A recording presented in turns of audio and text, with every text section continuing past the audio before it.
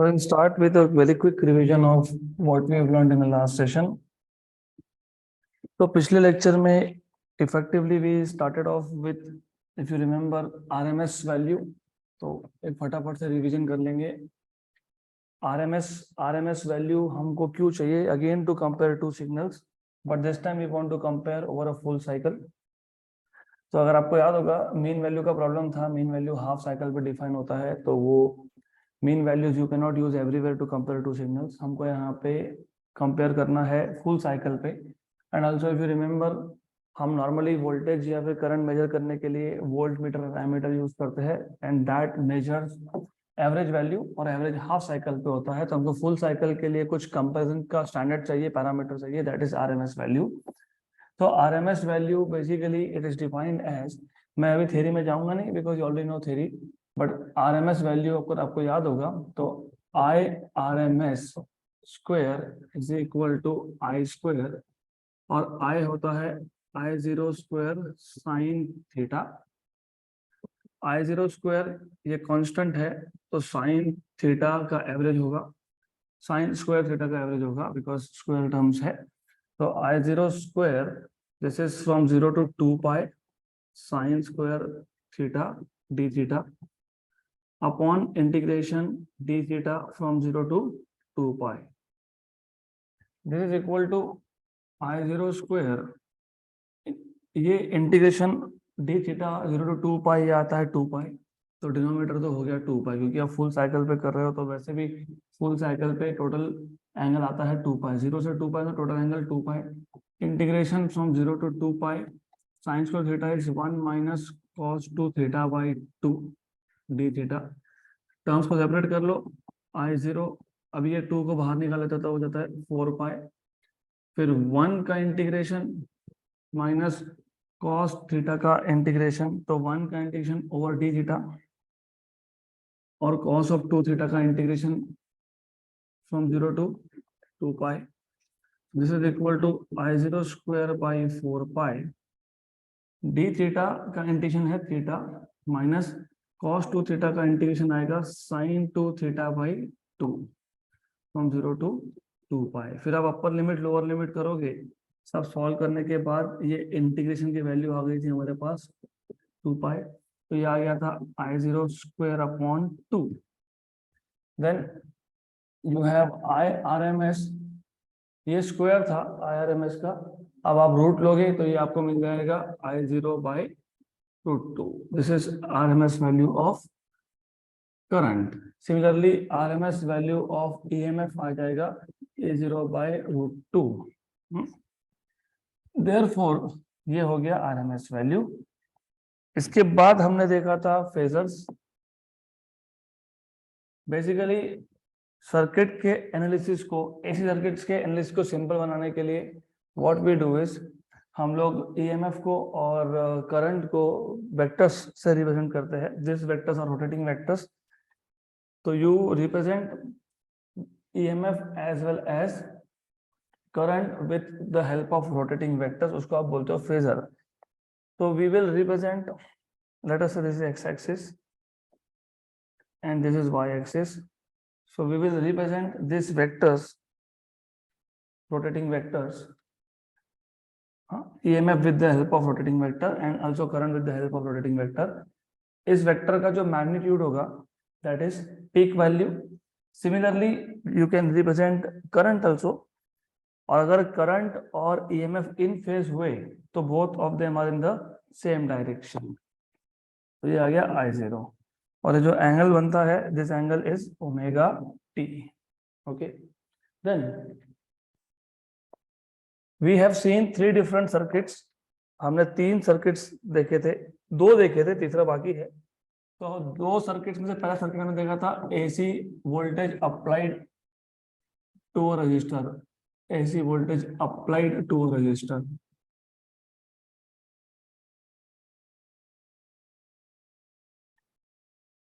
तो ये AC voltage applied to resistor कैसे आता है? तो बहुत सिंपल है. You have a single resistor, और इस रजिस्टर को आप एक अल्टरनेटिंग सोर्स कनेक्ट करते हो. This is R, this is E, source of EMF E. Then you must remember हमने इसका एक डेरिवेशन का प्रोसेस देखा था, जिसमें जब आप रजिस्टर कनेक्ट करते हो across AC voltage, so you start with the assumption that the applied voltage E is equal to E0 sin omega t. हमने ऑलरेडी देखा है EMF, अल्टरनेटिंग EMF जनरेट कैसे होता है, लास्ट टू लास्ट लेक्चर में देखा था। You have a moving coil, एक कॉइल है जो रोटेट हो रहा है, कहाँ पे, मैग्नेटिक फील्ड में रोटेट हो रहा है। तो हमारे पास एक रजिस्टर है, इस रजिस्टर को हमने क्या कनेक्ट कर दिया, AC source, alternating source. When you connect alternating source, तो E equal to A0 sine omega t, equation number 1 यहाँ से स्टार्ट करते हैं। तो याद रखना 3 टाइप के स्पेसिफिक सर्किट्स हमको देखने हैं, AC applied to resistor, AC applied to inductor, AC applied to capacitor, बराबर। तो जब आप AC अप्लाइड टू रजिस्टर लेते हो तो सबसे पहले स्टार्ट करते हो A0 साइन ओमेगा टी से। Then according to Ohm's law E equal to IR, तो I equal to E by R, तो E0 sine omega t by R। तो करंट का एक्सप्रेशन बन गया आपके पास I equal to E0 by R sine omega t. तो current का एक्सप्रेशन है आपके पास I equal to E0 by R sine omega t. अब करंट मैक्सिमम कब होगा, जब साइन ओमेगा टी की वैल्यू मैक्सिमम होगी, मतलब 1 होगी। तो for current to be maximum, for I to be I max, और I मैक्स को आप I0 भी बोलते हो, sine omega t should be 1, तो sine omega t should be 1। तो देयरफॉर I0, क्योंकि मैंने I की यहाँ पे क्या लिखा है I0, और साइन ओमेगा टी यहाँ पे क्या लिखा है 1, तो I0 equal to E0 by R। तो ये जो इक्वेशन नंबर 2 है, उसमें अगर इक्वेशन नंबर 3 सब्स्टिट्यूट करता हूं, तो from equation number 2 and 3, from equation 2 and 3 what you get is I equal to I0 sine omega t, equation number 4। आप इक्वेशन 1 को और इक्वेशन 4 को कंपेयर करते हो, तो from equation number 1 and 4, by comparing 1 and 4, what do you see, EMF और current दोनों कौन है, साइन वेव है, और दोनों में क्या है, ओमेगा टी है, मतलब there is no phase difference. So EMF and current both are sine waves. There is no lead, no lag. There is no lead, no lag. मतलब करंट और EMF दोनों साथ साथ में ही चल रहे हैं। इसका मतलब क्या होता है, इसका मतलब ये होता है जब EMF की वैल्यू 0 होगी तब करंट की वैल्यू भी 0 होगी, जब EMF की वैल्यू मैक्सिमम होगी तो करंट की वैल्यू भी मैक्सिमम होगी। तो अगर आप ग्राफ प्लॉट करते हो यहाँ पे टाइम या फिर omega time, omega into D plot करते हो, और वाई एक्सिस पे आप या तो EMF प्लॉट करोगे या फिर करंट प्लॉट करोगे। तो EMF प्लॉट करते हो तो you get something like this, sine wave है। ओके, तो remember I am plotting this as EMF here. Similarly, if you plot current also, तो आपको एक चीज दिखेगा कि करंट के लिए भी साइन वेव ही है, इट इज द सेम। मतलब EMF की वैल्यू अगर 0 है तो करंट की वैल्यू भी 0 है, EMF की वैल्यू मैक्सिमम है तो करंट की वैल्यू भी मैक्सिमम है, something like this. Okay, simple. और ये पीक वैल्यू है करंट का, ये पीक वैल्यू है EMF, ये 0 है, this is of course pi by 2, this is pi, this is 3 pi by 2, this is 2 pi, 5 pi by 2, etcetera etcetera. तो यहाँ तक clear, no lead no lag. Phasor diagram draw करोगे अगर, तो phasor diagram draw करने के 2 तरीके मैंने बताए थे। तो if you draw phasor diagram, तो आपका एक मेथड ये है जिसमें आप एक्स वाई एक्सिस दिखा दो, और EMF को आप ओमेगा टी एंगल पे बताओ with respect to X axis, ये EMF है E0। सिमिलरली आप करंट को भी सेम डायरेक्शन में बता दो, दिस इज I0 ऑल्सो। तो दिस इज वन वे, क्योंकि नो लीड नो लैग है, मतलब करंट और EMF दोनों इन फेज है, दोनों इन फेज है, तो दोनों का डायरेक्शन भी सेम है, लेकिन करंट का मैग्नीट्यूड कम है, क्योंकि करंट का मैग्नीट्यूड मतलब करंट का पीक वैल्यू क्या है, EMF का peak value divided by resistance. तो EMF का पीक वैल्यू ज्यादा है, करंट का पीक वैल्यू कम है। या फिर Otherwise, there's one more method of showing the same. So you can basically show both of them along horizontal also. ऐसा भी दिखा सकते हो आप, दोनों को सिर्फ सेम डायरेक्शन में दिखाओ, दैट इज इंपॉर्टेंट, क्योंकि यहाँ पे दोनों इन फेज है। तो ये डायग्राम क्यों यूज करना है, जो पहला डायग्राम है वो क्यों यूज करना है? पहला डायग्राम तब यूज करना होता है जब आपको इंस्टेंटेनियस वैल्यूज पूछा हो। याद रखना, ये जो है ना, ये साइन वेव्स है। साइन वेव्स है मतलब they are varying with time. तो इनके वैल्यूज हर एक टाइम इंस्टेंट पे अलग अलग है। 0 टाइम इंस्टेंट पे वैल्यू 0 है, t/4 पे वैल्यू मैक्सिमम है, बराबर। t/2 पे वैल्यू वापस 0 है, 3t/4 पे नेगेटिव मैक्सिमम है, और t पे वापस से 0 है। तो अगर आपको इंस्टेंटेनियस वैल्यू फाइंड करना होगा, you want to find out the value of EMF at certain instant of time, तो उस केस में आपको प्रोजेक्शंस निकालने पड़ेंगे। तो you will have to find out what is the component of E along X axis और along Y axis, क्योंकि ये ओमेगा टी है तो एंगल का अपोजिट हमेशा साइन होता है। तो ये आ जाएगा E0 साइन ओमेगा टी। देखो टी आ गया, तो आपको एक पर्टिकुलर टाइम इंस्टेंट पे फाइंड करना है तो कर सकते हो, और ये आ जाएगा E0 cos omega T. For example अगर आपको फाइंड करना है, लेट अस से आपको पता है, वैसे भी आपको पता होता ही है what is omega. Omega is 2 pi by time period. तो E0 साइन ऑफ ओमेगा कितना है, 2 पाई बाय टाइम पीरियड। मान लो आपको t/2 पे फाइंड करना है, मान लो आपको 3t/4 पे फाइंड करना है। Imagine you want to find out at 3t/4। Time instant कितना है, 3t/4। ग्राफ से दिख रहा है हमको क्या है, माइनस वैल्यू है। तो from graph you can see that at 3t/4 the value is negative. Cancel one जा एंड टू जा, तो क्या आ गया, E0 sine of 3π/2। What is sine of 3π/2? Sine of 3π/2 कितना होता है, -1 होता है। तो क्या आना चाहिए, -A0। है क्या -A0? Yes. At 3t/4 the value is -E0। तो ये जो नोटेशन है, ये नोटेशन हमने क्यों, ये जो मतलब ये जो particular way of drawing phasor diagram है, ये क्यों यूज किया? Because we wanted to know what is the instantaneous value. तो हमने वेरीफाई भी कर लिया कि बराबर से 3t/4 पे हमको क्या मिल रहा है, -A0। करेक्ट आ गया। इसके बाद का जो हमने सर्किट देखा था वो था AC voltage applied to a pure inductor।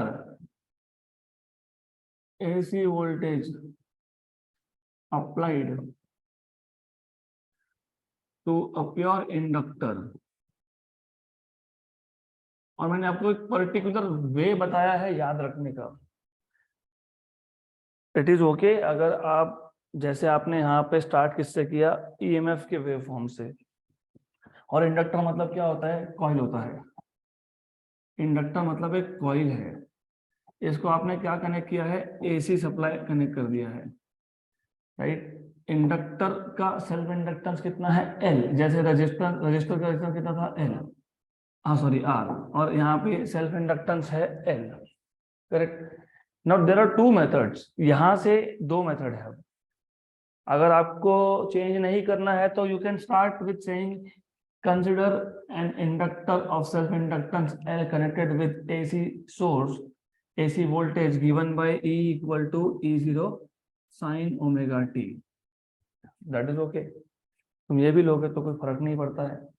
लेकिन अगर तुम ये अप्रोच यूज कर रहे हो तो आपको इंटीग्रेशन से फाइनल आंसर मिलेगा। फाइनल डेरिवेशन का जो फाइनल स्टेप है, अल्टीमेटली ये जो 3-4 सर्किट्स है ना, हमको करना क्या है इसमें, हमको सिर्फ करंट और EMF के इक्वेशन को कंपेयर करना है, और हमको ये बताना है कि कौन से सर्किट में करंट लीड होता है, कौन से सर्किट में करंट लैग होता है, कौन से सर्किट में लीड लैग नहीं होता है। तो अल्टीमेटली हमारा एम क्या है, we will start with one of the equations. यहाँ पे हमने EMF के इक्वेशन से स्टार्ट किया था, और हमने क्या डिराइव किया, करंट का इक्वेशन। फिर हमने करंट के इक्वेशन को किसके कंपेयर किया, EMF, और हमारे कंक्लूजन आ गए कि दोनों साइन वेव है, नो लीड नो लैग है। फिर हमने क्या ड्रॉ किया, ग्राफ। उसके बाद क्या ड्रॉ किया, फेजर डायग्राम। तो अल्टीमेटली एम वही है हमारा कि EMF और करंट को कंपेयर करो। अगर तुम इंडक्टर सर्किट में EMF से स्टार्ट करते हो तो करंट के इक्वेशन तक जाना पड़ेगा। करंट के इक्वेशन तक जाओगे तो वो प्रोसेस में, उस प्रोसेस में इंटीग्रेशन आ जाएंगे। तो मैं थोड़ा सा मैथमेटिक्स सिंप्लीफाई करने के लिए मैं उल्टा करता हूँ। हमने इस केस में बोला था कि consider an inductor is connected with a source of current, source of voltage का भी क्या बोला, source of current, and the wave of current, equation of current is given by I0 sin omega t, equation number 1। Okay, अगर आपको integration का approach चाहिए तो text book में आप देख सकते हो एंड यू विल रियलाइज कि ये ज्यादा सिंपल है। तो अब क्योंकि ये करंट खुद ही अल्टरनेटिंग है, दिख रहा है ना, साइन वेव का हाफ साइकिल क्या होता है, पॉजिटिव, अगला हाफ साइकिल क्या होता है, नेगेटिव, फिर क्या होता है, पॉजिटिव, फिर क्या होता है, नेगेटिव। जब करंट खुद अल्टरनेटिंग है तो करंट जब इस कॉइल से पास होगा, current is changing, current change होगा तो मैग्नेटिक फील्ड चेंज होगा, मैग्नेटिक फील्ड चेंज होगा तो फिर मैग्नेटिक फ्लक्स चेंज होगा, और मैग्नेटिक फ्लक्स इस कॉइल का खुद के साथ ही लिंक्ड होता है। तो remember, since the current is alternating, hence the magnetic field is also alternating, and hence the magnetic flux is also alternating, and hence the magnetic flux linked with the same coil changes, and hence an EMF is induced in the coil। तो एक तो EMF हमने apply किया वो था, एक तो हमने जो EMF सप्लाई कर दिया, यहाँ पे अप्लाई कर दिया वो था E, और एक यहाँ पे इंड्यूस हो गया, उसको बोलते हो बैक EMF। क्या बोलते हैं उसको, बैक EMF। बैक EMF बोलने का रीजन है इसको, क्योंकि अगर आपको लेंज लॉ याद है तो EMF इंड्यूस ऐसा होता है जो ओरिजिनल EMF को अपोजिट डायरेक्शन में होता है। Induced EMF is such that it is opposite to the direction of original EMF, तो इसलिए इसको क्या बोलते हैं, बैक EMF। फिर अगर आपको याद होगा तो हमने इसको किरचॉफ्स लूप लॉ लगाया था। According to Kirchhoff's loop law, summation of all the EMF and the summation of potential drop is equal to 0। लेकिन यहाँ पे ड्रॉप पोटेंशियल तो है नहीं, there is no potential drop here, why, there is no resistance here. तो ये वाला term यहाँ पे है ही नहीं, क्योंकि इस सर्किट में हमने सिर्फ इसलिए लिखा ना pure inductor, there is no resistance here, resistance नहीं है तो ड्रॉप नहीं है, तो summation of EMF is equal to 0। तो कौन से दो EMF है, एक है E जो अप्लाई किया है, एक है E बैक जो इंड्यूस हो गया, तो E plus E back equal to 0। तो E plus E back equal to 0, equation number 2। लेकिन अगर आपको E बैक फाइंड करना है तो आपको याद होना चाहिए E बैक तुम फाइंड कैसे करते हो, E back is minus d∅dt, क्योंकि ये कौन सा EMF है, इंड्यूस्ड EMF है। तो E back equal to minus d dt of five, five क्या है, Li, L को बाहर निकाल लो, तो you will have E back equal to minus L di by dt, minus L di by dt, equation number 3। Therefore, from equation number 2 and 3, from 2 and 3, 2 क्या था, E plus E back, E back क्या है, minus L di by dt equal to 0। Therefore, E equal to L di by dt, correct. Then I क्या है, I0 sin omega t, therefore you will have E equal to L d dt of I0 sin omega t, क्योंकि I है I0 sin omega t। I0 क्या है, peak value है, तो peak value आ जाएगा बाहर, डेरिवेटिव किसका आएगा, sin ओमेगा t का आएगा। therefore E इक्वल टू आ गया L I0 sin omega t का डेरिवेटिव आता है cos ओमेगा t, और साथ में आ जाएगा derivative omega T, that is omega. therefore आपको E मिल गया I0 L omega cos omega t। Clear है सर। अब अगर आपको EMF का मैक्सिमम वैल्यू चाहिए तो भाई तो पहले एक काम करते हैं, पहले कंपेयर कर लेते हैं, इसको बोल दो मैं इक्वेशन नंबर 5। हमारा अल्टीमेट टास्क क्या है, करंट और EMF को कंपेयर करना। करंट कौन सा वेव है, साइन वेव है, EMF कौन सा है, कॉस वेव है। तो डायरेक्ट कंपैरिजन होगा नहीं, इसको पहले साइन के टर्म में लिखना पड़ेगा। तो you can write this as I0 L omega sine of 2 pi, नहीं पाई बाय 2 माइनस भी नहीं, मैंने बताया था पाई by 2 plus omega t, equation number 6, right. और मैंने आपको ये भी असाइनमेंट दिया था कि चेक करो कि हमने प्लस क्यों लिखा, माइनस क्यों नहीं लिखा, राइट। तो वो basically you will have to think about it, तो चेक करो क्यों, क्योंकि sine of pi by 2 minus theta भी कॉस थीटा होता है, sine of pi by 2 plus theta भी कॉस थीटा होता है। तो प्लस क्यों लिखा है मैंने आपको पूछा था, इसका रीजन आपको मिलेगा अगर आप इंटीग्रेशन की अप्रोच से जाओगे तो। मैंने कौन सा अप्रोच लिया है, डेरिवेटिव्स का अप्रोच लिया है। तो to make things little easy, तुम एक्सप्लेन नहीं भी करोगे चलेगा, cos omega t equal to sine of pi by 2 plus omega t लिख देना, डन। देन क्योंकि उसका रीजन मैथमेटिकल है तो फिर अभी इंटीग्रेशन के थ्रू में जाना नहीं है। Then I keep things simple, क्योंकि जितना ज्यादा तुम कॉम्प्लिकेशन लाओगे उतना ज्यादा कंफ्यूजन क्रिएट होगा। Now if you compare equation number 1 and number 6, so from equation number 1 and equation number 6, what you can say is number 1 both are sine waves, क्योंकि यहाँ पे क्या है साइन है और यहाँ पे भी क्या है साइन है, so both E and I are sine waves, मतलब दे वेरी साइनसॉइडली, तो मैं सिर्फ तो साइन वेव्स बोल दूंगा। नंबर टू ईएमएफ में आ गया प्लस पाई बाई 2 और वहां पे सिर्फ था ओमेगा टी, यहाँ पे क्या है plus pi by 2, plus pi by 2 मतलब कौन लीड कर रहा है, EMF. EMF leads current by how much, by how much, by pi by 2 radians. Okay, EMF leads current by pi by 2 radians. तो ये आ गए आपके दो कंक्लूजन। अब इन दोनों कंक्लूजन के बाद हमको और एक चीज देखनी है, what is the peak value of EMF. हमने अभी तक पीक वैल्यू की बात नहीं की, तो पीक वैल्यू ऑफ ईएमएफ क्या आएगा, जब cos ओमेगा टी की वैल्यू मैक्सिमम होगी तो E will be equal to E max, E will be equal to E max, मतलब ईएमएफ की वैल्यू मैक्सिमम होगी, कब होगी, जब cos की वैल्यू क्या आएगी 1, when cos omega t is 1, तो E equal to E max और E0 when cos omega t is 1, E equal to E0 और E max when cos omega t is 1।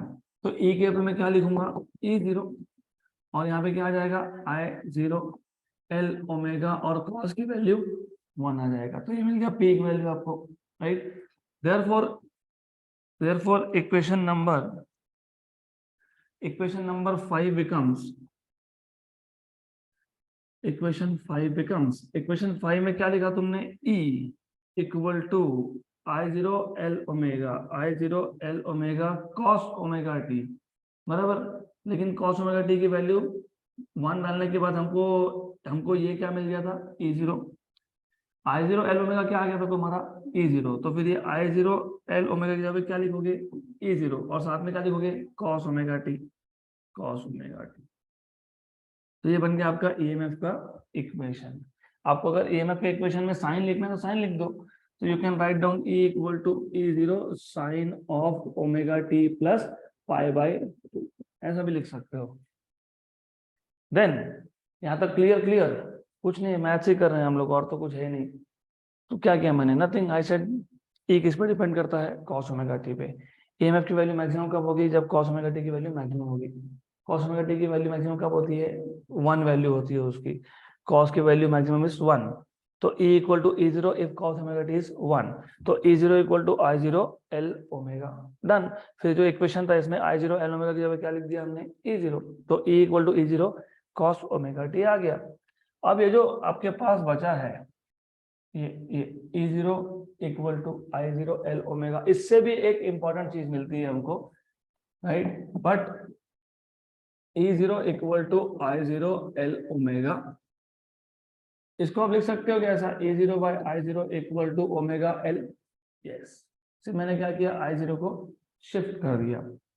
अब अगर मैं न्यूमरेटर को और डिनोमिनेटर को √2 से डिवाइड कर दूं, तो हमने कुछ नहीं किया, हमने सिर्फ न्यूमरेटर और डिनोमिनेटर को √2 से डिवाइड कर लिया। ऐसा क्यों किया, क्योंकि ये वैल्यू आरएमएस वैल्यू होता है। हमने आज भी रिवाइज किया, स्टार्टिंग में ही रिवाइज किया, तुमको यहाँ पे दिखा होगा आरएमएस वैल्यू क्या है, I0 by √2 equal to omega L। तो ये क्या आ गया, E RMS upon I RMS equal to omega L। लेकिन V बाय R मतलब E बाय R ये कैसा होता है, रेजिस्टेंस जैसा होता है, मतलब ओमेगा L के डायमेंशंस क्या है, रेजिस्टेंस के है। So comparing with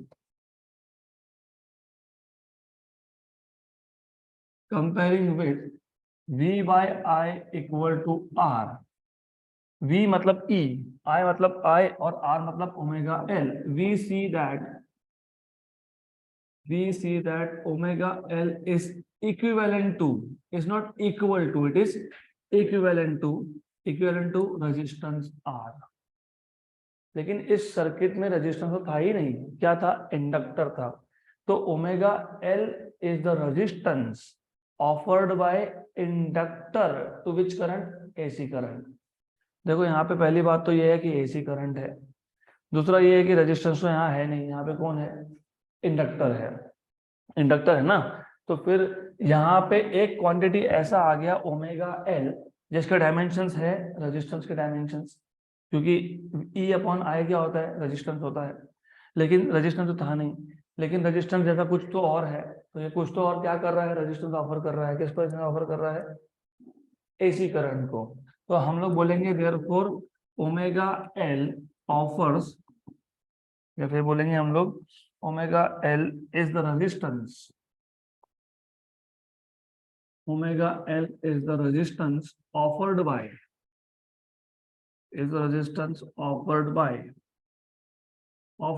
inductor to which current, to AC current. और इसको नाम दे देंगे हम लोग and is known as inductive reactance. क्या बोलते हो इसको, inductive reactance, and is known as inductive reactance. Clear. तो याद रखना ये जो ओमेगा एल है इसको हम डिनोट करते हैं एंड इज डिनोटेड बाय, इसको हम डिनोट करते हैं एक्स एल से. और ये क्या आ गया आपके पास, ओमेगा एल. लेकिन ओमेगा क्या होता है, 2 पाई टाइम्स ऑफ फ्रीक्वेंसी. याद है कि omega is 2 pi f into L. तो ये आ गया आपके पास inductive reactance. This is important. हम जब पीक वैल्यू फाइंड कर रहे थे ईएमएफ का तो एक इक्वेशन आया E0 equal to I0 into omega L.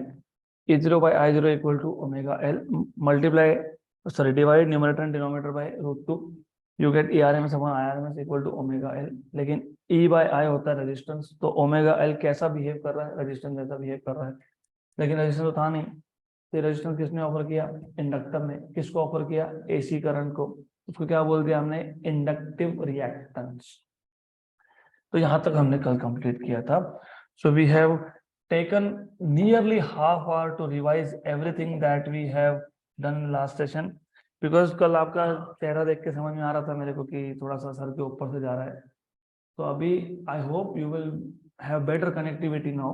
तो तुमको आइडियाज एकदम क्लियर हो गए. अब पहले हमने क्या किया, पहले हमने एसी वोल्टेज अप्लाई किया प्योर रेजिस्टर को. वेल बाय द वे एक चीज रह गई यहाँ पे, फेजर डायग्राम, वो भी कंप्लीट कर लेते हैं. तो यहाँ पे लीड लैग का केस है, तो दो टाइप से आप फेजर डायग्राम ड्रॉ कर सकते हो. तो you can draw phasor diagram from two types. एक तो आप जो स्टैंडर्ड आपके टेक्स्ट बुक में है वही दिखा देता हूँ. एक्स वाई एक्सिस ड्रॉ करोगे, ईएमएफ लीड कौन कर रहा है, ईएमएफ कर रहा है लीड. तो ये आ गया आपका ईएमएफ का वेक्टर फेजर मतलब. और करंट क्या कर रहा है, लैग. करंट लैग कर रहा है ना, ईएमएफ लीड कर रहा है ना. कितने से लीड कर रहा है ईएमएफ, 90 डिग्री से, π/2 से. अभी तो बोला मैंने, अभी तो लिखा था यहाँ पे, ईएमएफ लीड्स करंट बाय π/2. तो ये क्या आ गया, करंट. ये आ गया आई. ये एंगल कितना है, 90. तो ये एक तरीका है ड्रॉ करने का. This is one way. This is also right. आपको ऐसा ड्रॉ करना है वैसा ड्रॉ कर सकते हो. ये आपका टेक्स्ट बुक का अप्रोच है, तो आपके टेक्स्ट बुक में ऐसा डायग्राम दिया हुआ है. अगर आपको सिंप्लीफाइड वर्जन ड्रॉ करना है इसका तो वो भी पॉसिबल है. सिर्फ याद रखना, सिंप्लीफाइड वर्जन में जो मेथड मैं यूज करता हूँ उसमें मैं करंट का डायरेक्शन फिक्स कर देता हूँ अलोंग एक्स एक्सिस. तो करंट में हमेशा कहाँ दिखाऊंगा, अलोंग एक्स एक्सिस. तो I will be always showing current along x axis. तो ये किसका डायरेक्शन है, करंट का. अगर ईएमएफ लीड कर रहा है, जो भी वेक्टर लीड करता है वो एंटी क्लॉकवाइज में आगे होता है, मतलब यहाँ दिखाओगे. अगर ईएमएफ लैग करता तो पीछे दिखाते, लेकिन ईएमएफ क्या कर रहा है, लीड कर रहा है, तो यहाँ पे दिखाओगे. और कितने से लीड कर रहा है, 90 डिग्री से लीड कर रहा है. तो ये आ गया आपका ईएमएफ का वेक्टर. ये आ गया A0। ये दोनों डायग्राम सेम ही है, अगर आपको कंपेयर करना है तो कर लो। तो what you will see is both the diagrams are same. If you want to compare you can still compare, compare करना है तो कर लो कंपेयर, आपको समझ में आएगा एग्जैक्टली सेम डायग्राम है दोनों। तो both of them are same. तो इसको रोटेट कर, नहीं, हाँ, this is now rotating, good. तो do you see, if you can see both are same है, दोनों सेम ही है, सिर्फ ड्रॉ करने का तरीका अलग है। तो now coming to the third circuit, AC voltage applied to a pure capacitor।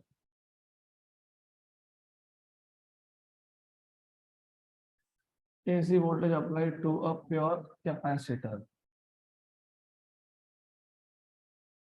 इस केस में हमारे पास एक सिंगल कैपेसिटर है जिसको आपने AC वोल्टेज अप्लाई करके रखा है।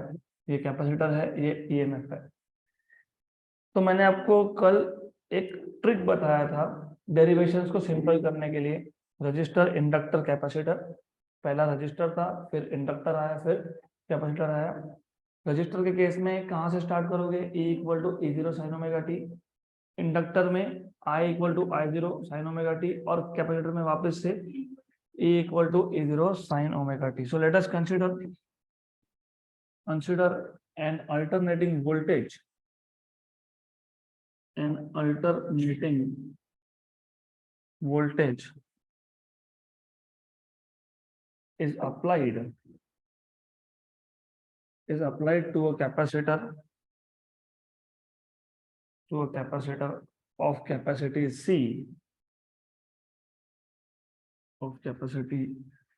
C, as shown in figure.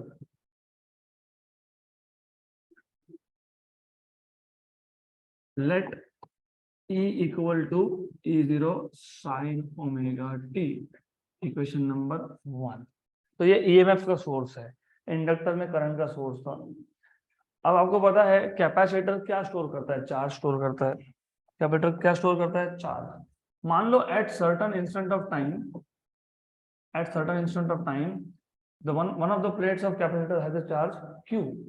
क्योंकि स्मॉल q क्यों लिखा है मैंने? क्योंकि मुझे पता नहीं ना फुल्ली चार्ज है कि नहीं है।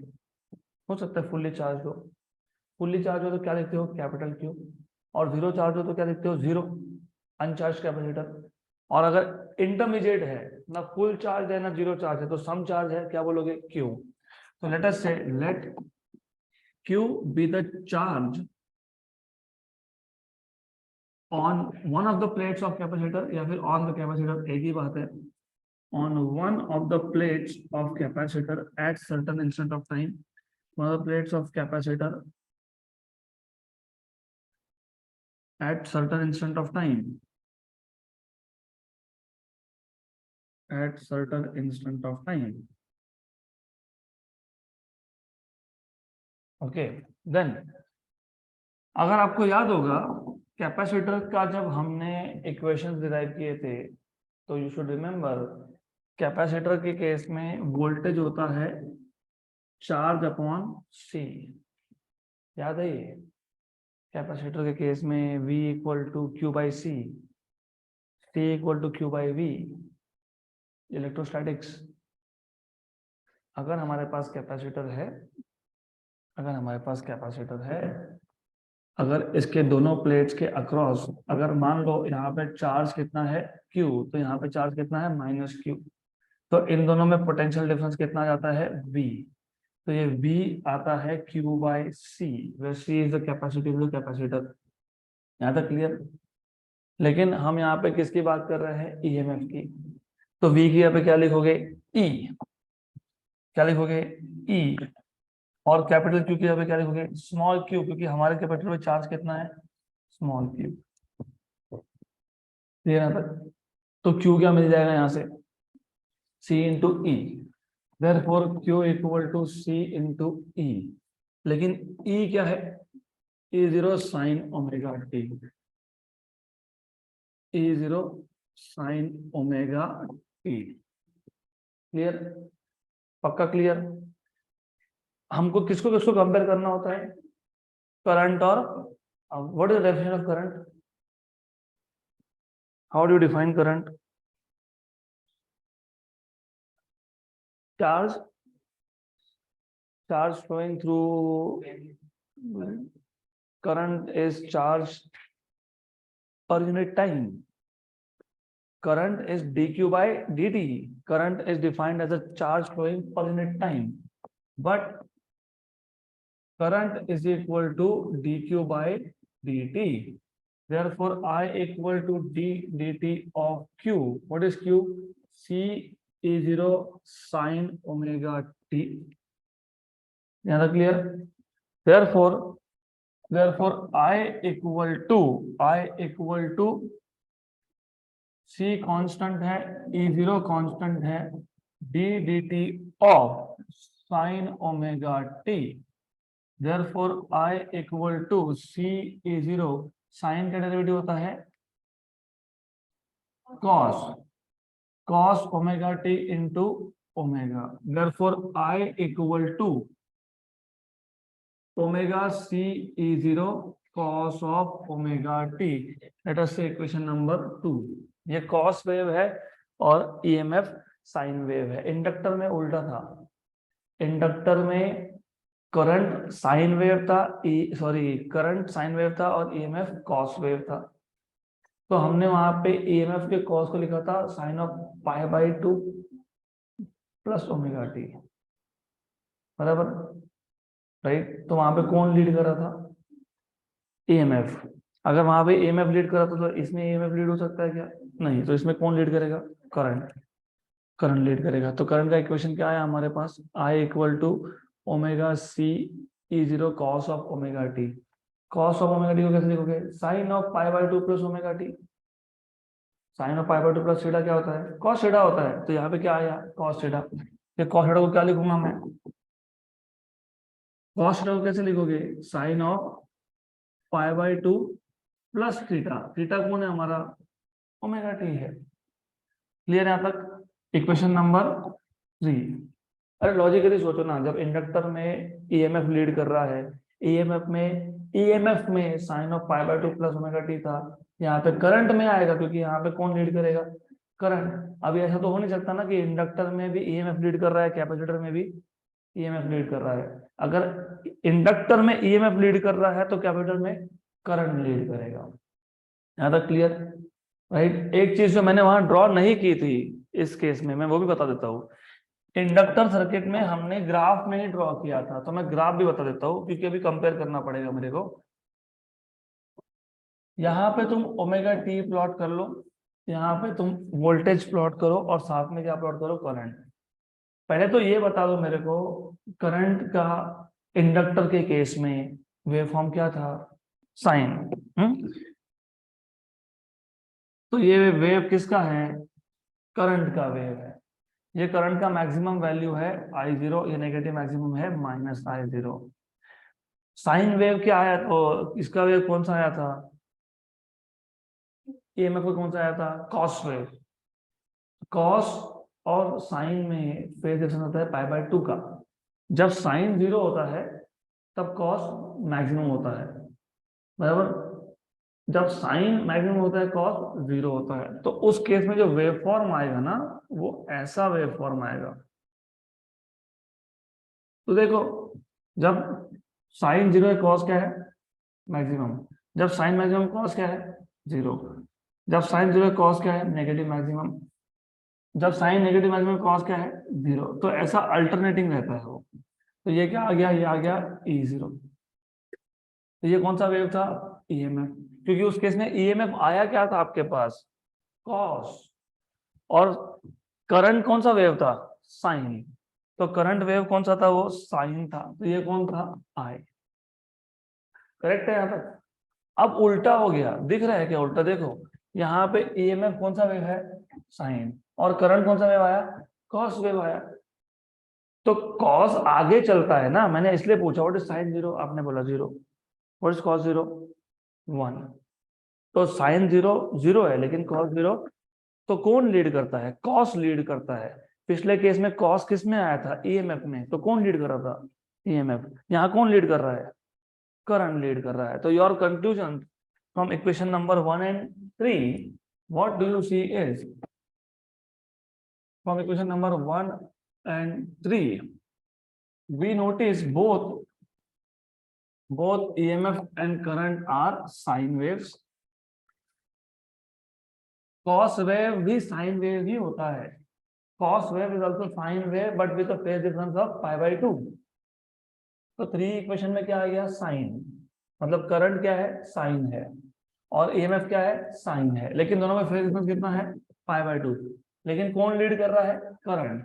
तो I leads EMF by how much? pi/2. उधर उल्टा था, E Leeds I by pi/2, यहाँ पे I Leeds E by pi/2. तो ये बेसिक डिफरेंसेस है दोनों में. यहाँ तक क्लियर? फिर उसके बाद हमने वहां पे क्या किया था? वहां पे हमने मैक्सिमम वैल्यू फाइंड की थी, किसकी? ईएमएफ की. हमने बोला था कि ईएमएफ का इक्वेशन आया. अब ये ईएमएफ का जो इक्वेशन है, ईएमएफ की वैल्यू मैक्सिमम कब होगी? जब कॉस की वैल्यू मैक्सिमम होगी. तो यहाँ पे भी वही बोलेंगे, हम बोलेंगे इक्वेशन नंबर 2 हमको बताता है I = ωc/E0 cos ωt. तो करंट मैक्सिमम कब होगा? जब cos ωt की वैल्यू मैक्सिमम होगी, right? Therefore from equation number 2 I मतलब current will be maximum Imax, और Imax मतलब क्या? I0. कब? when cos of ωt is 1. so therefore you have from here I के यहाँ पे क्या लिखोगे? I0 ωc/E0 into 1. therefore I0 को वहां शिफ्ट कर दिया तो E0 अपॉन I0, और ωc को यहाँ शिफ्ट कर दिया 1 अपॉन ωc. सही है? अगर मैं √2 से डिवाइड कर लूं न्यूमरेटर डिनोमिनेटर को राइट हैंड साइड के, तो E0/√2 अपॉन I0/√2. लेकिन E0/√2 क्या होता है? ERMS, और I0/√2 क्या होता है? IRMS. लेकिन ERMS और IRMS का रेशियो करंट जैसा नहीं, रेजिस्टेंस जैसा है. क्या है? Resistance, right? But if you comparing with V by I equal to R, right? We see that तुम जब कंपेयर करोगे, अगर तुम कंपेयर करोगे V by I equal to R के साथ, तो comparing with V by I equal to R, तो ये 1/ωc कैसा बिहेव कर रहा है? रजिस्टर जैसा. वहां पे कौन बिहेव कर रहा है? रजिस्टर जैसा. ωL, यहाँ पे 1/ωc. so if you compare, we see that 1/ωc is equivalent to resistance, लेकिन यहाँ पे रेजिस्टेंस है क्या? नहीं है.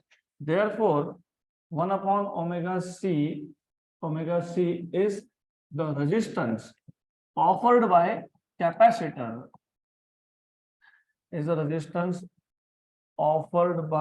capacitor, किसको? AC current, to the AC current, and is known as capacitive reactance,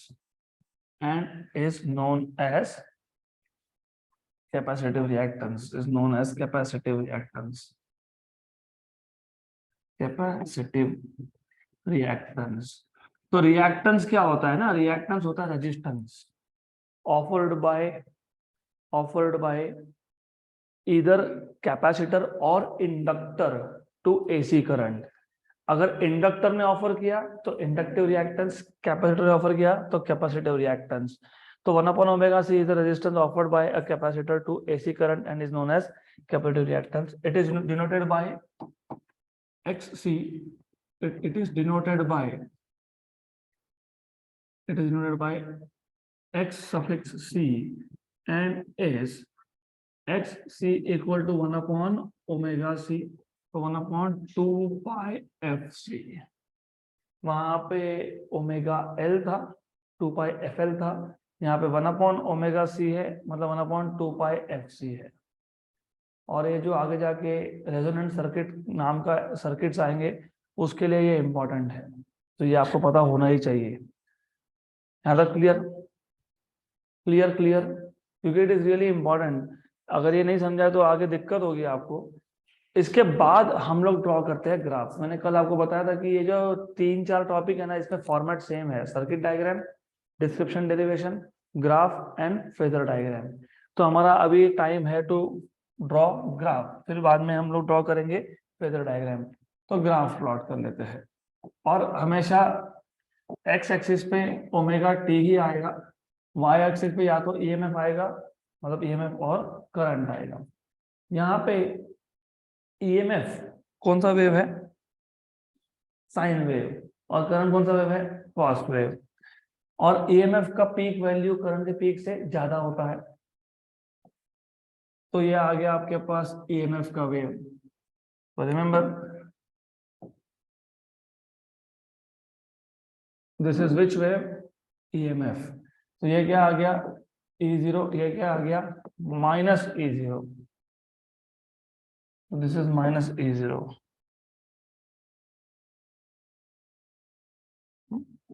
this is minus E0। लेकिन current कौन सा है? साइन है, नहीं कॉस है। कौन है? कॉस है, कॉस। जब साइन 0 होता है तो कॉस क्या होता है? मैक्सिमम। साइन 0 है तो कॉस क्या है? मैक्सिमम। साइन मैक्सिमम तो कॉस क्या है? 0। तो ऐसा आएगा वो, बराबर ना? अगर आपको नहीं समझ में आ रहा तो दिक्कत नहीं है, कोई प्रॉब्लम नहीं है। तुम पहले एक काम करो, पॉइंट्स को मार्क कर लो। ये एक पॉइंट आएगा 0 का पॉइंट, ये एक पॉइंट आएगा π/2 का पॉइंट, ये एक पॉइंट आएगा पाई का पॉइंट, बराबर। ये एक पॉइंट आएगा 3π/2 का पॉइंट, ये एक पॉइंट आएगा 2π का पॉइंट। इतना भी कर लिया तो बहुत हो गया। What is cos 0? 1। तो ये आ गई वैल्यू मैक्सिमम। 1 की जगह पे यहाँ पे क्या लिखोगे? I0, क्योंकि ये क्या आएगा? Peak value of current. What is cos of π/2? 0। ये आ गया आपका ऐसा connection. What is cos of pi? -1। -1 मतलब माइनस I0 यहाँ पे। तो ये आ गया आपका ऐसा। What is cos of 3π/2? 0। तो ये वापस हो गया 0। What is cos of 2π? +1। तो ये आ गया वापस ऐसा। हो गया। इतना तुमने कर दिया, सफिशिएंट है ना? इतना कर दिया, सफिशिएंट है। फिर इसके बाद क्या होगा? रिपीट होगा ना? इसके बाद वापस रिपीट होते जाएगा, तो वापस ड्रॉ करते जाओ ऐसा, फिर डन। तो इसके बाद आप ऐसा ड्रॉ करते जाओ। तो ये आ गया आपके पास कॉस में, हो गया खत्म। तो आप नोट्स में देखोगे तो ये दिखेगा आपको, this is the same thing that you will find. सिर्फ क्या है, एक ही ग्राफ पे मैं साइन और कॉस को साथ में प्लॉट कर रहा हूँ ना, थोड़ा कंफ्यूजन लगता है, लेकिन कंफ्यूजन का केस ही नहीं है। वैल्यूज पता है, हो गया। समझ में आया? साइन 0 कॉस 1, साइन π/2 कॉस 0, है ना? साइन π/2 1, तो कॉस की वैल्यू 0। साइन 0 0, कॉस 0 1, इसलिए बोला ना साइन 0 कॉस 1, मतलब साइन की वैल्यू 0 तो कॉस की value 1। That is what I said. अब आ गई बात फेजर डायग्राम पे। वापस से फेजर डायग्राम ड्रॉ करने के दो तरीके हैं। एक तो जो आपका टेक्स्ट बुक का अप्रोच है वो मैं पहले वो बता दूंगा। यहाँ पे कौन लीड कर रहा है? कौन कर रहा है? करंट। पक्का करंट? Sure sure, yes. तो अब करंट अगर लीड कर रहा है तो वापस दो तरीके हो जाते हैं ड्रॉ करने के। तो मुझे देखने तो एग्जैक्टली इन लोगों ने क्या नोट नहीं, मैंने यहाँ पे दिया नहीं है, तो एनीवेज फर्क नहीं पड़ता है मेरे को। I will just say this is x axis, this is y axis. Who is leading? Current. Who is lagging? EMF. अगर आप EMF को यहाँ दिखाते हो, रिमेंबर इट डिपेंड्स कि आप EMF कहाँ दिखा रहे हो। अगर आप EMF को यहाँ दिखा रहे हो तो करंट जो है वो इधर आएगा at 90 degree in the second quadrant. Good, correct way. और एक तरीका भी है, और एक मेथड भी है। आप अगर EMF को यहाँ दिखा देते हो, अगर आप EMF को यहाँ दिखा देते हो तो करंट को यहाँ दिखाओगे, सिंपल। तो who is leading? Who is leading? Current. Who is lagging? EMF। तो up to you, I will better stick to this, मैं ऐसा दिखाऊंगा बेटर है, या फिर एज आई टोल्ड यू, मैंने बताया था एक सिंपल तरीका ये होता है, अगर आपको इंस्टेंटेनियस वैल्यूज की जरूरत नहीं हो, हमको यहाँ पे इंस्टेंटेनियस वैल्यूज की जरूरत है क्या, नहीं, तो अगर आपको इंस्टेंटेनियस वैल्यूज की जरूरत ही नहीं है, तो फिर आप फेजर डायग्राम को और भी सिंपल कर सकते हो। कैसे करोगे, मैंने क्या बताया था, करंट को हमेशा कहाँ फिक्स करना, एक्स एक्सिस पे फिक्स करना, तो करंट का डायरेक्शन हमेशा क्या है, एक्स डायरेक्शन है। ईएमएफ अगर लीड करे तो 90 डिग्री में इसको एंटी क्लॉकवाइज दिखा दो, अगर लैग करे तो 90 डिग्री में इसको क्लॉकवाइज दिखा दो। तो यहाँ लीड कर रहा है कि लैग कर रहा है, लैग कर रहा है, तो बराबर आ गया, फिर ये आ गया आपका, क्या आ गया आपका, ई नॉट, डन, खत्म। एंगल कितना है, π/2, क्योंकि हमने तो देखा π/2 दोनों में एंगल, तो ये नोटेशन मैंने आपको नोट्स में दिया है, क्योंकि दिस इज सिंपल, ये ज्यादा सिंपल पड़ता है, तो that is why we will follow this one. वैसे टेक्स्ट बुक का भी कर ही सकते हो, कोई प्रॉब्लम नहीं है, again I told you the same thing, ये सेम ही चीज है। If you want to compare ना, you can compare easily also.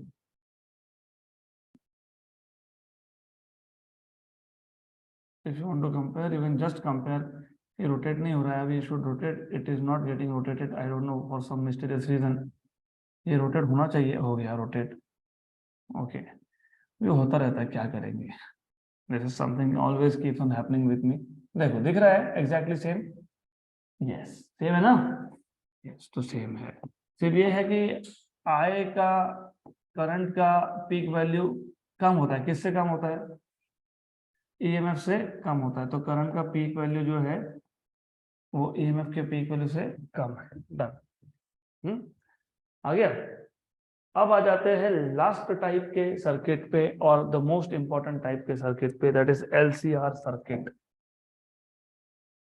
तो अगले टाइप का सर्किट है एलसीआर, मतलब आपने क्या किया, आपने एसी वोल्टेज कनेक्ट कर दिया across series combination of resistance, inductor, capacitor and resistance. तो देखो AC through a series combination of pure inductor, capacitor and resistor, तो AC voltage applied across AC through AC through AC through a series combination of through a series combination of pure inductor। मैंने ऐसे pure inductor मतलब उस inductor के material का resistance नहीं है, क्योंकि इंडक्टर क्या है, कॉइल है, कॉइल क्या है, कंडक्टर है, कंडक्टर का क्या होता है, रेजिस्टेंस होता है। तो जब मैं बोलता हूँ प्योर इंडक्टर, मतलब उस इंडक्टर का रेजिस्टेंस नेग्लिजिबल है, capacitor and resistance and register, pure inductor, pure capacitor and register. L inductor मतलब एल, कैपेसिटर मतलब सी, और रेजिस्टर मतलब आर। तो ये क्या है एल, ये क्या है सी, ये क्या है आर, तो इसको क्या बोलते हैं, एल सी आर सर्किट। तो इसको एल सी आर सर्किट बोलते हैं। हमारे पास ऐसा है, we have L C R circuit. इस एल सी आर में सबसे पहले है एल, फिर है सी, और फिर है आर। तो आपके पास एक इंडक्टर कॉइल है, आपके पास एक कैपेसिटर है, और आपके पास एक रजिस्टर है। तो ये आ गया LCR सर्किट, और आपने यहाँ पे कनेक्ट कर दिया source of EMF E, source of EMF E, right. और ये अल्टरनेटिंग सोर्स है, तो मैं इसको अल्टरनेटिंग दिखाऊंगा, क्लियर। अब यहाँ पे थोड़े से चीजें चेंज होती है, यू हैव टू अंडरस्टैंड। हम यहाँ पे 3 सर्किट्स को कंबाइन कर रहे हैं, और अगर मैं सब फेजर को भी कंबाइन कर दूं, क्योंकि अल्टीमेटली फेजर डायग्राम हमको बताता है कि सर्किट कौन से टाइप का है। अगर ईएमएफ और करंट सेम डायरेक्शन में हो, रेजिस्टिव सर्किट है। ईएमएफ लीड करे, करंट लैग करे, इंडक्टिव सर्किट है। करंट लीड करे, ईएमएफ लैग करे, कैपेसिटिव सर्किट है। तो अगर ये तीनों हमने साथ में लगा दिए, तो अब 3 पॉसिबिलिटीज है, depending on the values of L, C and R. या तो सर्किट बिहेव करेगा as if it is purely resistive, right, मतलब कैपेसिटर और इंडक्टर नहीं है उस केस में, है ही नहीं, हमने लगा के रखे हैं लेकिन दे आर नॉट इफेक्टिव, तो उस केस में अगर प्योर प्योर प्योर इंडक्टिव होता, प्योर रेजिस्टिव होता, तो प्योर रेजिस्टिव में करंट और ईएमएफ में फेज डिफरेंस कितना है? प्योर रेजिस्टिव सर्किट में ईएमएफ और करंट में फेज डिफरेंस कितना है? 0। They are in phase. दोनों कौन से वेव थे? साइन वेव थे। इसके लिए हम सिंप्लीफाई करने के लिए एक नोटेशन यूज करते हैं। अब मैंने जानबूझ के आपको बार बार ये डायग्राम बताई। करंट कहाँ फिक्स किया? X axis. करंट कहाँ फिक्स किया? X axis. करंट कहाँ फिक्स किया? X axis. तो there was a reason behind this, क्योंकि जब मैं तीनों के तीनों एक साथ लगा देता हूँ तो मुझे डायरेक्शंस में कंफ्यूजन नहीं होना चाहिए। तो करंट कहाँ फिक्स किया? X axis. और अगर सर्किट प्योरली रेजिस्टिव जैसा बिहेव किया तो ईएमएफ भी कहाँ है? X axis. तो स्टार्ट यहां से करेंगे। ये आपका डायरेक्शन है किसका? ईएमएफ का। लेकिन ईएमएफ को मैं अभी E0 लिख नहीं सकता। क्यों नहीं लिख सकता? क्योंकि मेरे को तीनों दिखाने पड़ेंगे।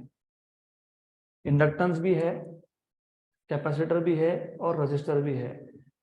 तो ये जो आपने ईएमएफ लगाया है, तो आपको बात ये है ना, as I told you earlier also, ये चैप्टर खत्म करना 2 दिन का भी काम नहीं है। प्रॉब्लम है विद द बेसिक्स, और इसके लिए दिक्कत होती है 12th में, क्योंकि 11th के बेसिक्स क्लियर नहीं होते। अगर आपने ईएमएफ लगाया है ना, सपोज 10 वोल्ट लगाया मैंने, और ये 3 कंपोनेंट्स है सीरीज में, तो आपको ये पता होना चाहिए कि 10 वोल्ट में से कुछ वोल्टेज कौन यूज करेगा? इंडक्टर यूज करेगा। तो यहाँ पे ड्रॉप होगा। इस ड्रॉप को कैसे लिखोगे? E L. कुछ कौन यूज करेगा? कैपेसिटर। क्या लिखोगे? ई सी। और बाकी कौन यूज करेगा? रेजिस्टेंस। क्या लिखोगे? E R. मैंने स्टार्ट कहां से किया? मैंने बोला कि चलो पहले हम लोग रेजिस्टेंस की बात कर लेते हैं, क्योंकि रेजिस्टेंस का केस सिंपल है, वहां पे ईएमएफ और करंट सेम डायरेक्शन में है। तो मैंने ये जो ईएमएफ ड्रॉ किया है, ये ईएमएफ अक्रॉस कौन है? हाँ, तो मैं कैसे डिनोट करूं इसको? ई आर से। Simple case, extremely simple case. Then अब क्योंकि ये सीरीज कॉम्बिनेशन है, वापस 11वीं के बेसिक्स, सीरीज कॉम्बिनेशन में करंट होता है सेम।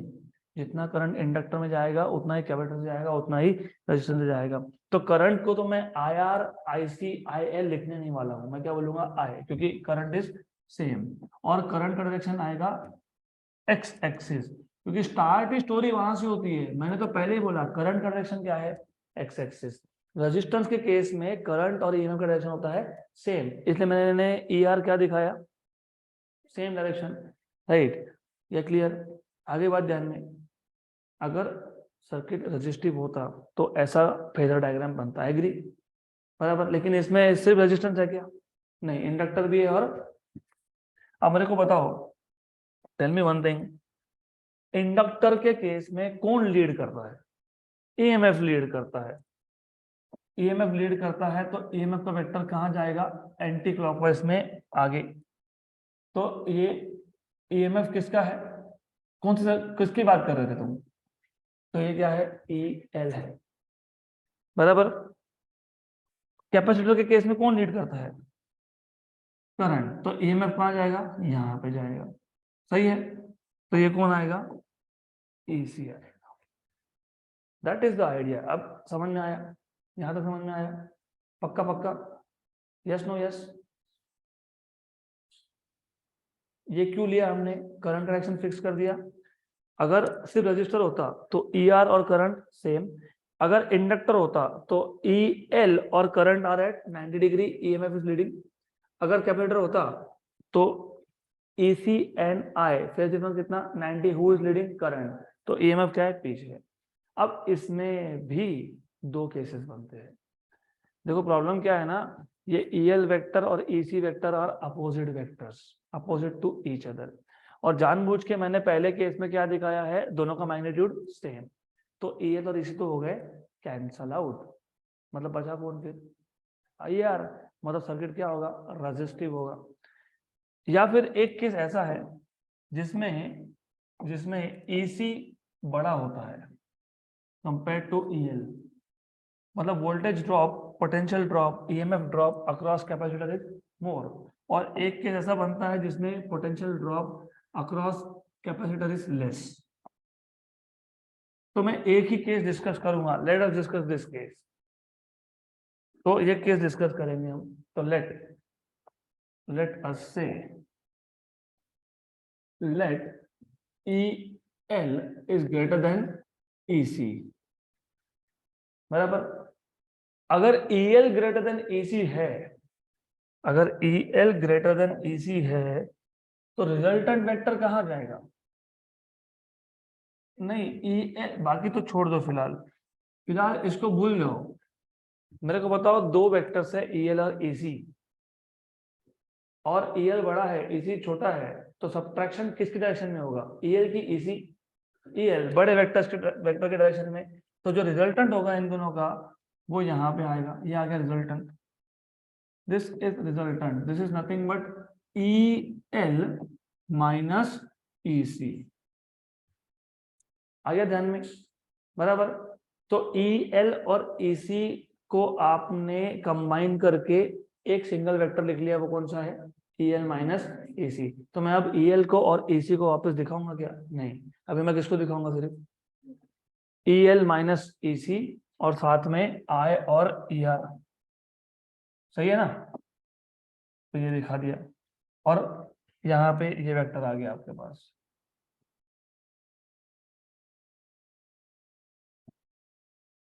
गुड, सही है। ये कौन सा वेक्टर है? EL minus EC। और ये कौन सा है? ER। मुझे एक बात बताओ, रिजल्टेंट कभी भी दो अलग क्वांटिटीज का लेते हो क्या तुम? नहीं ना, एडिशन सब्ट्रैक्शन तुम सेम वेक्टर्स का करते हो। तो मुझे आई दिखाने की जरूरत है क्या यहाँ पे? है क्या? नहीं। तो मैं आई हटा देता हूँ यहाँ से, हटा दो आई को। अब आपके पास दो वेक्टर्स है, दोनों सेम फिजिकल क्वांटिटीज है। क्या है? EMF है। इनका रिजल्टेंट कहाँ जाएगा? Along the diagonal. कहाँ जाएगा? Along the diagonal. तो इसका मैं दिखाता हूँ रिजल्टेंट। ये आ गया रिजल्टेंट अलोंग द डायगोनल। तो ये क्या है? ये रिजल्टेंट EMF है। रिजल्टेंट क्या है? EMF है E। और ये एंगल कितना है? लेट अस से फाई। और अभी मैं बोलूंगा करंट कहाँ था? करंट यहाँ था। तो कौन लीड कर रहा है? EMF लीड कर रहा है, क्योंकि EMF आगे है। कितने एंगल से लीड कर रहा है? फाई एंगल से लीड कर रहा है। तो जब EL ग्रेटर देन AC हो, EL ग्रेटर देन AC हो, तो सर्किट बिहेव लाइक इंडक्टिव, क्योंकि इंडक्टिव में EMF लीड करता है। जब EL इक्वल टू EC हो, कैंसिल हो गए, तो क्या बचा? ER। तो the circuit behave like resistive. अगर EL लेस देन EC हो, तो यही जो वेक्टर है ना, ये उल्टा नीचे आएगा, और EMF कहाँ जाएगा? फोर्थ क्वाड्रेंट में। फोर्थ क्वाड्रेंट में मतलब करंट आगे है और EMF पीछे है। तो हु विल लीड? करंट। तो सर्किट कैसा बिहेव करेगा? कैपेसिटिव। बात ये थी कि अगर मेरे पास एक सर्किट है जिसमें मुझे कभी कभी करंट और वोल्टेज को इन फेज रखना है, नो लीड नो लैग, उसी सर्किट में मेरे को कभी कभी EMF को लीड करवाना है, उसी सर्किट में मेरे को कभी कभी करंट को लीड करवाना है, तो मैं तीन तीन सर्किट लगाऊंगा क्या वहां पे? मैं अलग से तो लगाऊंगा नहीं। तो मैं क्या करूंगा? LCR लगा दूंगा, और मैं थोड़े बहुत फ्रिक्वेंसी के वैल्यूज चेंज करूंगा, और मैं उसी सर्किट को बना सकता हूँ रेजिस्टिव, उसी को बना सकता हूँ मैं कैपेसिटिव, उसी को बना सकता हूँ मैं इंडक्टिव। यहाँ तक क्लियर? तो इसके आगे का अभी हम लोग कल कंटिन्यू करेंगे।